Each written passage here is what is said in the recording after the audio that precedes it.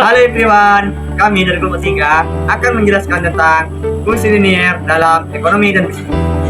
Jangan lupa di like, komen, Subscribe. dan share.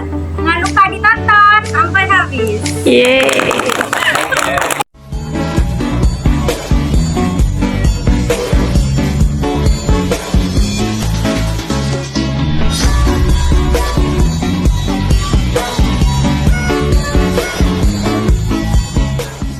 Assalamualaikum warahmatullahi wabarakatuh.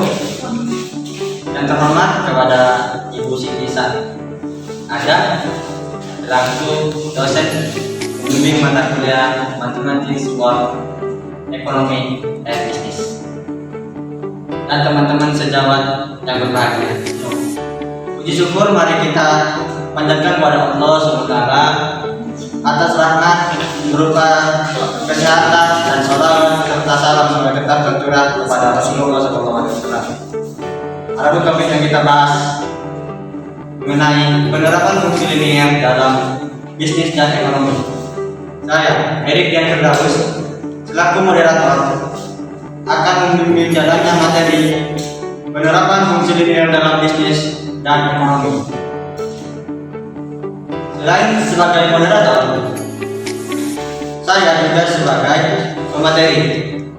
Sebelumnya, penyampaian materi akan memperkenalkan anggota kelompok saya. Yang pertama ada Hinda Isya, yang kedua ada Diana Maksari, yang ketiga ada Muhammad Zainuddin, yang keempat selanjutnya ada Yohan Tati, yang kelima ada Lamatul Mufarroha, yang keenam ada Mar'atul Istifadah, yang ketujuh Wirananda, yang kedelapan atau yang terakhir yaitu saya sendiri. Saya, Siti Aisyah, akan menjelaskan tentang pengertian, faktor, dan hukum fungsi permintaan. Pengertian dari fungsi permintaan adalah hubungan antara harga dan jumlah barang yang diminta konsumen, tetapi akan menunjukkan hubungan yang berlawanan atau berbanding terbalik. Sedangkan faktor yang mempengaruhi permintaan yaitu ada 4. Yang pertama, perilaku konsumen. Yang kedua, ketersediaan barang. Yang ketiga, pendapatan konsumen. Dan yang keempat, prediksi harga di masa depan. Adapun hukum permintaan yaitu apabila harga naik, maka permintaan barang yang diminta konsumen akan semakin tinggi. Apabila harga turun, sebaliknya apabila harga turun, permintaan barang dari konsumen akan semakin naik.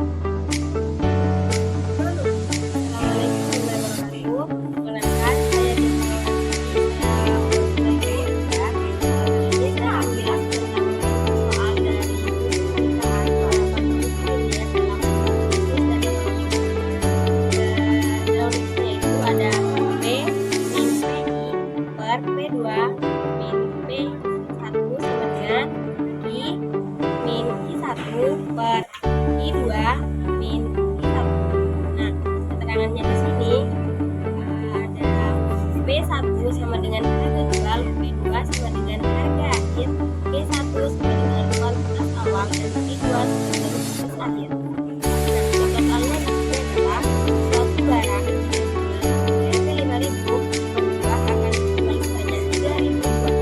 Tetapi jika dijual dengan harga lebih murah hasil buah, maka dikemungkinan harga barang tersebut meningkat menjadi 6.000 buah.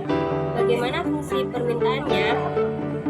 Nah, penyelesaiannya diketahui bahwa P1 sama dengan 5.000, P2 4.000, P1 3.000, dan P2 sama dengan 6.000. Nah, langsung saja dimasukkan dalam rumus. P sama dengan P min P1 per P2 min P1 sama dengan P min P1 per P2 min 1. Nah, P sama dengan 5.000 per 4.000 min 5.000 dengan P min 3.000 per 6.000 min 3.000. P min 5.000 per min 1.000 min K min 3.000 per 3.000. 3.000 P min 15.000 sama dengan min 1.000 I plus 3.000. 3P sama dengan min I plus 18.000. sama dengan min 1 per 3P plus 6.000. Perkenalkan, nama saya Muhammad Sidin. Saya akan membacakan tentang fungsi penawaran. Nah, fungsi penawaran adalah suatu fungsi yang menunjukkan hubungan antara harga barang atau jasa yang ada di pasar dengan kuantitas penawaran yang dilakukan oleh seorang produsen. Dan untuk faktor-faktor yang mempengaruhi penawaran, ada beberapa faktor yang mempengaruhi penawaran, diantaranya adalah biaya produksi, tunjangan perusahaan, pajak, ketersediaan barang, dan prediksi harga pemasukan. Untuk hukum penawaran ialah bila harga naik, maka jumlah barang atau jasa yang ditawarkan akan naik, dan bila turun, maka jumlah barang atau jasa yang ditawarkan ikut turun. Terima kasih. Perkenalkan, nama saya Hartati, selaku pemateri yang akan menjelaskan tentang fungsi penawaran, yaitu P sama dengan A ditambah BQ atau Q sama dengan A ditambah BP. Q artinya jumlah harga yang diminta konsumen, B harga barang tiap unit, A sama dengan angka konstanta, B koefisien kecenderungan.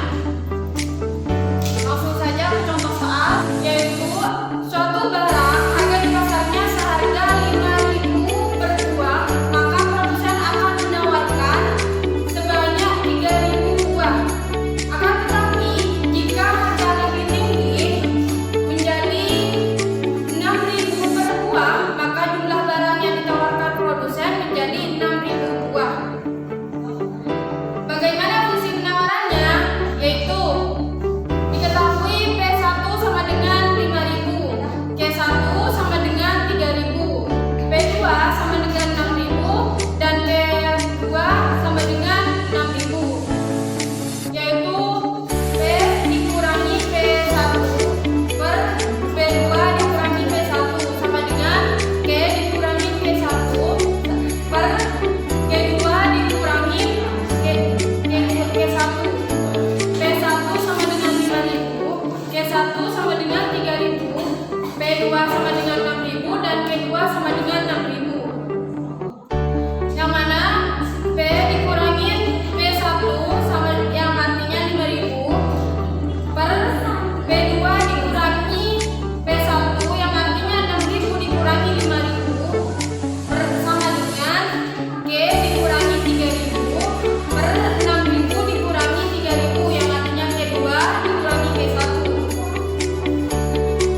P dikurangi 5.000 per 1.000 sebab 6.000 dikurangi 5.000 jadinya 1.000 sama dengan Q dikurangi 3.000 per 3.000 yang mana 6.000 dikurangi 3.000 sama dengan 3.000.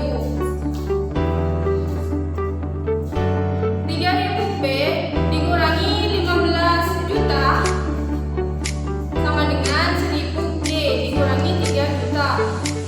3P dikurangi Q sama dengan Q ditambah 12.000, P sama dengan 1 per 3J ditambah 4.000. Yaitu kita bisa lihat grafiknya di sini. Nama saya Roha. Saya di sini sebagai materi akan menjelaskan tentang pengaruh subsidi pada keseimbangan pasar. Subsidi di sini merupakan kebaikan atau lawan dari pajak, sering disebut pajak negatif. Yang pertama, pengaruh subsidi. Subsidi yang diberikan atas produksi atau penjualan suatu barang menyebabkan harga jual barang tersebut menjadi lebih rendah. Dengan subsidi sebesar S berupa penawaran berikut sejajar ke bawah, dipotong yang lebih kecil atau lebih rendah pada subsidi harga P. Jika sebelum subsidi bersama penawaran P sama dengan A plus BQ, maka setelah subsidi sama dengan P aksen sama dengan A plus BQ minus S bukan turun A minus S plus BQ. Yang kedua, bagian subsidi yang dinikmati oleh konsumen. Bila subsidi yang diterima konsumen secara tidak langsung atau SK adalah selisih antara harga keseimbangan tanpa subsidi buka kurung PE dan harga keseimbangan dengan subsidi buka kurung P aksen E. SK sama dengan PE minus P aksen E. Yang ketiga, ada bagian subsidi yang dinikmati oleh produsen. Nilai subsidi yang diperoleh produsen atau SP adalah selisih antara besarnya subsidi per unit barang (S) dan bagian subsidi yang dinikmati oleh konsumen (SK). SP sama dengan S min SK. Yang terakhir, bagian subsidi yang dibayarkan oleh pemerintah. Misalnya, subsidi yang diberikan oleh pemerintah (S) merupakan hasil jumlah barang yang terjual hingga subsidi 50% dengan besarnya subsidi per unit barang (S). Perkenalkan, nama saya Ratulis Sutanda. Baik, di sini saya akan menjelaskan tentang pengaruh subsidi dan rumusnya.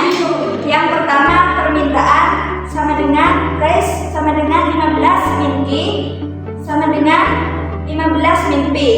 Penawaran sama dengan P sama dengan 3 plus 0,5 Q sama dengan min 6 tambah 2P.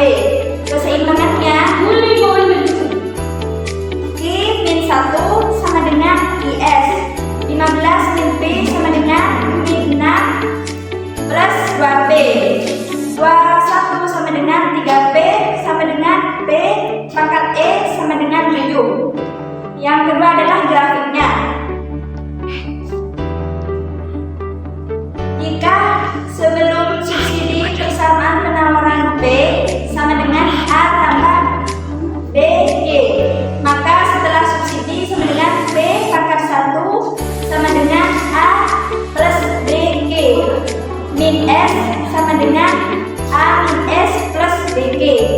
Soalnya yang pertama, jika permintaan P sama dengan 15 min G dan penawaran P sama dengan 3 plus 0,5 G, pemerintah memberikan subsidi sebesar 1,5 atau setiap unit barang yang diproduksi. Berapa harga keseimbangan BE serta jumlah keseimbangan tanpa dan dengan subsidi? Maka jawabannya adalah tanpa subsidi sama dengan PE sama dengan 7 dan QE sama dengan 8. Penawaran tanpa subsidi P sama dengan 3 plus 0,5 K. Penawaran dengan subsidi P sama dengan 3 plus 0,5 K min 1,5. K S sama dengan min 3 plus 2P. Permintaan tetap price sama dengan 1,5 min K. KD sama dengan 1,5 min P. Keseimbangan pasar KD sama dengan IS. 15 min P sama dengan min 3 plus 2P. 3P sama dengan 18. P sama dengan 6. P sama dengan 15 min P sama dengan 15 min 6. K sama dengan 9. Jadi dengan adanya subsidi P pangkat 1E sama dengan 6 dan K pangkat 1E sama dengan 9. Grafiknya adalah. Terima kasih. Perkenalkan, nama saya Okilananda. Saya di sini akan menjelaskan tentang pengertian BEP. BEP atau break even point adalah suatu titik di mana jumlah pendapatan yang diterima sama dengan jumlah biaya yang dikeluarkan. Dengan kata lain, BEP merupakan suatu titik di mana suatu usaha atau kegiatan tidak menghasilkan keuntungan maupun rugi. Manfaat analisis break even point antara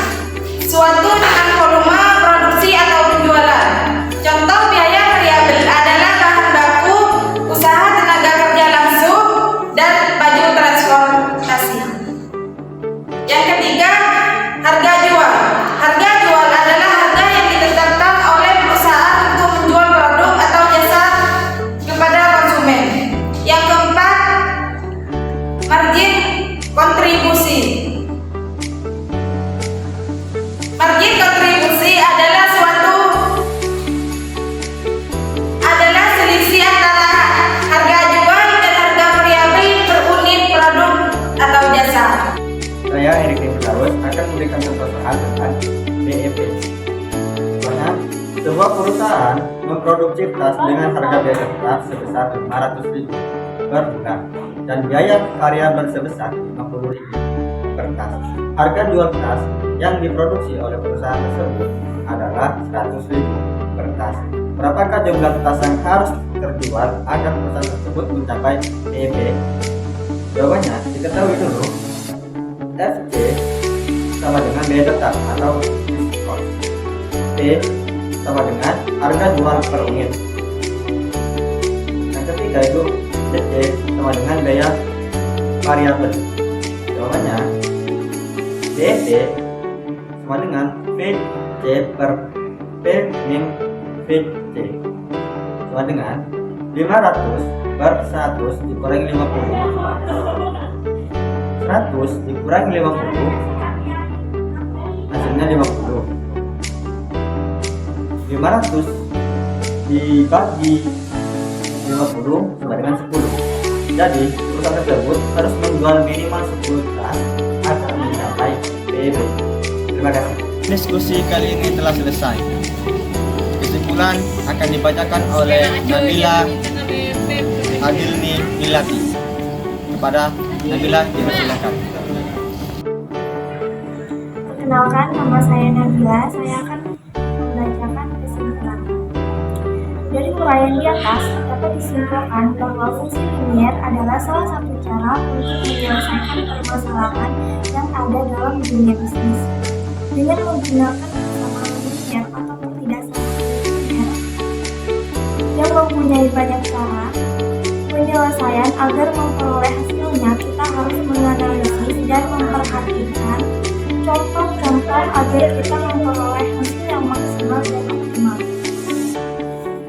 Demikian pemaparan materi dari kelompok 3. Mari kita ucapkan alhamdulillah. Saya sebagai moderator pamit undur diri. Kurang lebihnya mohon maaf. Wassalamualaikum warahmatullahi wabarakatuh. Baik, saya perwakilan dari kelompok 3. Saya akan membacakan tulisan terhadap yaitu terima kasih atas kesabaran dan dedikasinya. Kami mengucapkan terima kasih kepada Ibu Siti Sada karena kesabaran dan dedikasinya dalam membantu kami membangun konsep matematika yang juga tema bisnis. Kami tahu bahwa matematika bisa menjadi sulit dan rumit, tapi dengan dukungan Ibu Siti Sada kami merasa dipercaya dan termotivasi untuk terus belajar.